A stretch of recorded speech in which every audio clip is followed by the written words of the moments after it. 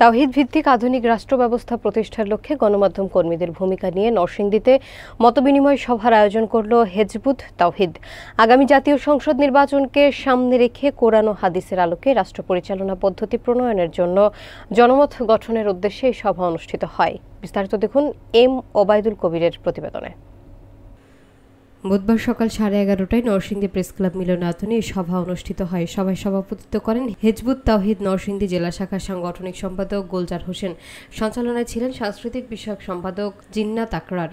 সভায় বক্তারা দেশে চলমান নৈরাজ্য, লুটপাট, খুন, রাহাজানি এবং ধর্মীয় ও রাজনৈতিক সহিংসতা প্রতিরোধে ইসলামী শাসন ব্যবস্থা প্রতিষ্ঠার প্রয়োজনীয়তার উপর জোর দেন।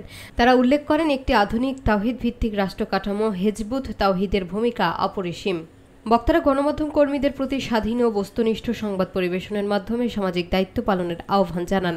মতবিনিময় সভায় বক্তব্য রাখেন ঢাকা বিভাগীয় আমির জনাব ডক্টর মাহবুব আলম মাহফুজ, হেজবুত তাওহীদের নারী বিষয়ক যুগ্ম সম্পাদক আয়েশা আক্তার, হেজবুত তাওহীদের যুগ্ম সাধারণ সম্পাদক এস.এম. শামসুল হুদা, নারায়ণগঞ্জ অঞ্চলের আমির আরিফ উদ্দিন, নরসিংদী জেলার সাংগঠনিক সম্পাদক মোহাম্মদ গুলজার হোসেন, নরসিংদী প্রেস ক্লাবের সাধারণ সম্পাদক মোহাম্মদ মোবারক হোসেন, বাবু নিবারণ চন্দ্র রায়, নরসিংদী জেলা রিপোর্টার্স ক্লাবের সভাপতি শফিকুল ইসলাম, সাংবাদিক হলধর দাস, আসাদুল হক, পলাশ সহ আরো অনেকে। নবীর যে বিধান, সেই বিধান মোতাবেক আমরা ইসলাম পরিচালনা করতে চাই, রাষ্ট্র পরিচালনা করতে চাই, সমাজ পরিচালনা করতে চাই। বাংলাদেশ থেকে সারা বিশ্বে ইসলামী দুনিয়ায় এটা প্রতিষ্ঠিত করবো কিভাবে? তোমাদের কাছে যখন কোন সংবাদ আসে তোমরা সেটা যাচাই করো, তা না হলে কারোর উপর তোমরা অন্যায় করবে।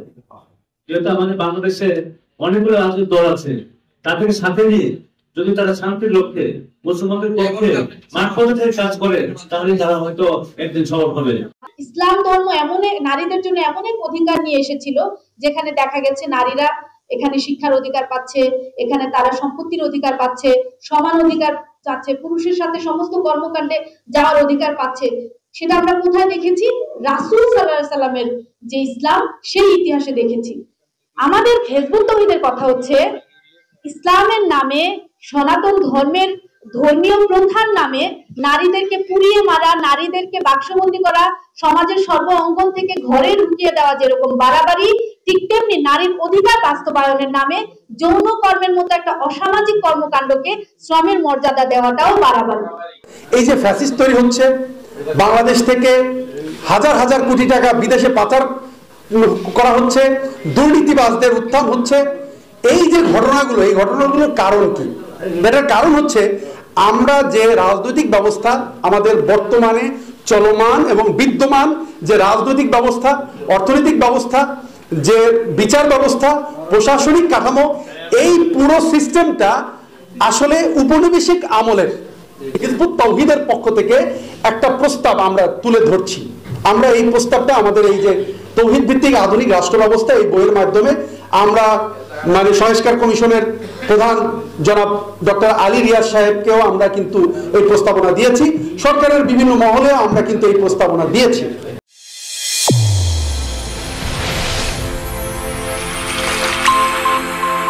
চ্যানেল A1 হৃদয় রেসপন্স।